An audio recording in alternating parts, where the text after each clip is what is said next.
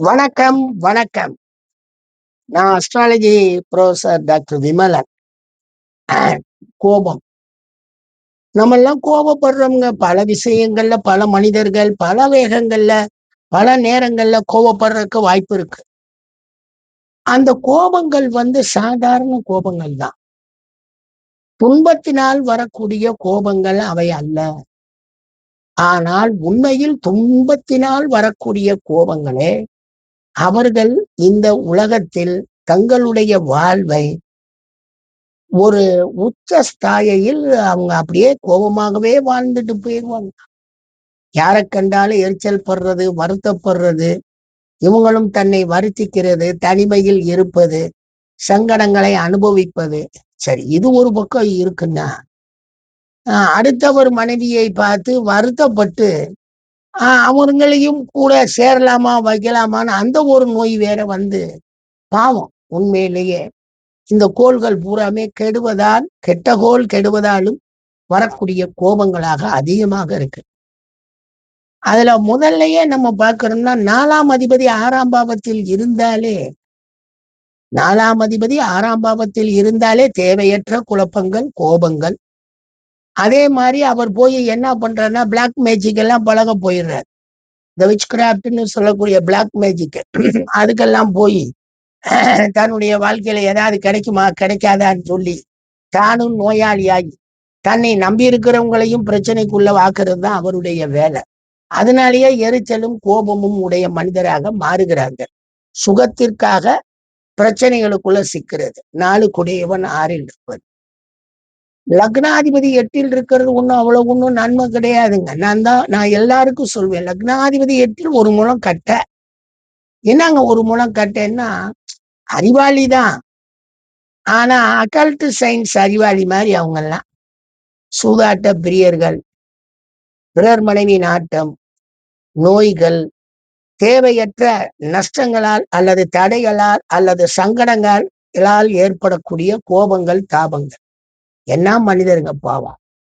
ரொம்ப அது அந்த தடங்களே வரும். லக்னாதிபதி 8க்கு போனவருக்கு தடங்கள் இல்லாமல் இல்லை. அதனாலே அவர் ஒரு கோபக்காரரா மாறுறார். அடுத்தவனுக்கு எல்லாம் கிடைக்குது, எனக்கு கிடைக்க மாட்டேங்குது. என்ன சொல்றது போங்க. இதனாலேயே சில நேரம் களவாணித்தனம் எல்லாம் வேற வரும். லக்னாதிபதி 8ல் இருந்தார், அதுக்கும் குறைவில்லை. அதையும் அது கொண்டு வந்து கொடுக்குது. அந்த வேலையவும் அது செய்யுது. என்ன பண்ண சொல்றீங்க? சரி, அதுதான். அப்படின்னா 12ஆம் அதிபதி 12ஆம் பாவத்தில் இருந்தால் அதிகமான செலவுகள் அவர்னால தவிர்க்க முடியாத செலவுகளை ஏற்படுத்தி, அதனால் ஏற்படக்கூடிய உடல் வலிமை குறைவு, அதிகமான செலவு, கஷ்டங்களை அனுபவித்தல், ஏன்னா தேவையற்ற நோய்களை கொண்டு வந்து கொடுத்து அதனாலும் துன்பம்னு சொல்லக்கூடிய அடிப்படையில அவரும் தன்னை ஒரு கோபக்காரராக மாற்றுகிறார். லக்னாதிபதி 12ல் தனித்திருத்தல். லக்னாதிபதி 12ஆம் பாவத்துல இருக்கிறது. சுபராலும் பார்க்கப்பட்டாலும் அவருக்கும் கோபமும், தேவையற்ற செலவுகளும், சங்கடங்களும், வருத்தங்களும் வரதா செய்யும். தனித்திருந்தாலும் வருது, தனித்திருந்து சுபரால் பார்க்கப்பட்டாலும் அதே நிலைதான். அப்ப லக்னாதிபதி 12க்கு போறதுலையும் சில கோபதாபங்கள் அவருக்கு வர்றதுக்கு வாய்ப்புகள் அதிகமாக இருக்கு. சரி, 12ஆம் அதிபதி 6ல் இருந்தால் அதுவும் நோய் உள்ளவர்,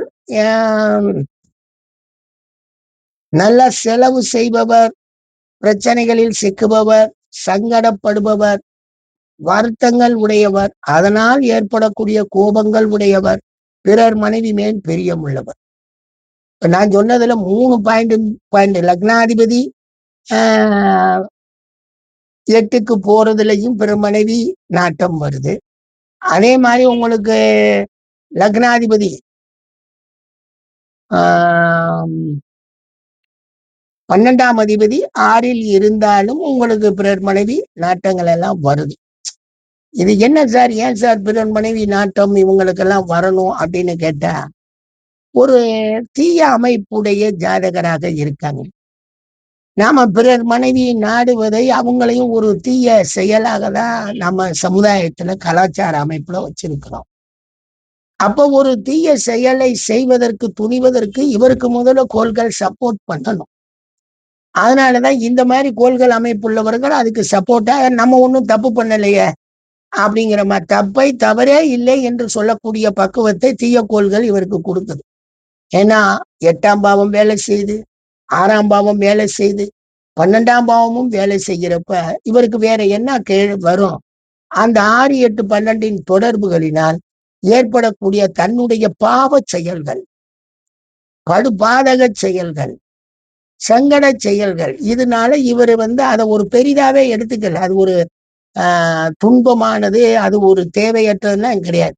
அதுவும் நம்ம வாழ்க்கையில ஒண்ணுதானேன்னு சொல்லி எல்லாத்தையும் செய்யறது. சிலர் தீயவர்கள், அதாவது களவாணித்தனம் வருது பாருங்க. லக்னாதிபதி 8ல் இருக்கப்ப சூதாட்டத்துக்கு பிரியமானாலுமே களவாணித்தனமும் சேர்ந்து வருது பாருங்க. அங்கதான் நமக்கு கொஞ்சம் சிரமமும் வருது. பட்டுன்னு நம்மளை சிக்க வச்சிருவாங்க. நம்மளும் தேவையில்லாத ஒரு பொருளை கையில தொடுற மாதிரி ஆயிடும். அந்த தொட்ட பொருளினால் நமக்கு பிரச்சனையும் வந்துடும். அதனாலதான் லக்னாதிபதி 8க்கு போனவரும் 8 கூடியவர் லக்னத்துல இருக்கவரும் நம்ம கொஞ்சம் கவனமா பார்க்கணும். 8 கூடிய லக்னத்துல இருக்கிறத காட்டிலும் லக்னாதிபதி 8க்கு போறதுதான் நமக்கு பெரிய கொடுமை. என்ன அதனாலதான் நம்ம யாரு அகப்பட்டவருக்கு இந்த மாதிரி 8ஆம் பாவம் வேலை செய்யுது அப்படின்னு சொல்லி நம்ம சொல்லுவோம். அந்த சிக்கலான பாவத்தை தொடுறது, எவனோ எதையோ பண்ணிட்டு போக நம்ம போய் சிக்கிக்கிறது, நிரபராதி குற்றவாளி ஆகிறதெல்லாம் லக்னாதிபதி 8ல இருக்கிறதாங்க. அதனாலதான் அவர்கள் கோபப்படுகிறார்கள். அதாவது தங்களுக்கு மேல, தங்கள் செயலுக்கு மேல ஒரு சினத்தை கொண்டு வர்றதுக்கு இந்த பாவக அமைப்பெல்லாம் ஒரு டேஞ்சரஸா தாங்க இருக்கு. உடனே நீங்க விபரீத ராஜயோகம் சொல்லாதீங்க. கூட்டுக்கோளா இணைவது வேற, கோள்கள் போய் கெடுவது வேறு. மறந்துடக்கூடாதுங்க. நன்றிங்க.